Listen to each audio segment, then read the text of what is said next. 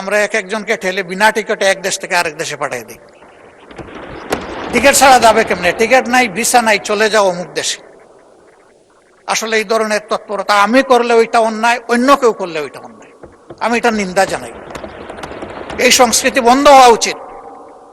সবই যদি অন্য দেশের দালাল হয়ে যায়, তাহলে এই দেশের নাগরিক হবে কে? আসুন ওই পথ আর দুষাদেশি রাশারাশি ছেড়ে আমরা সবাই এই দেশের হই, জনগণ হই, দেশপ্রেমিক হই। আমি বিশ্বাস করি সকলের অন্তরে দেশপ্রেম আছে।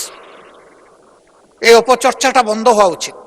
আমি প্রথম দিনই মাননীয় স্পিকারকে অভিনন্দন জানাতে গিয়ে অনুরোধ করেছিলাম যে এই মহান সংসদে আমরা যেন আর এখানে দাঁড়িয়ে কারো চরিত্র হনন করে একটা সেকেন্ডও নষ্ট না করি।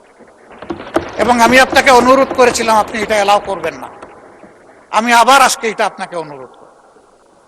এই সংসদ পরস্পরের চরিত্র হননের জন্য নয়।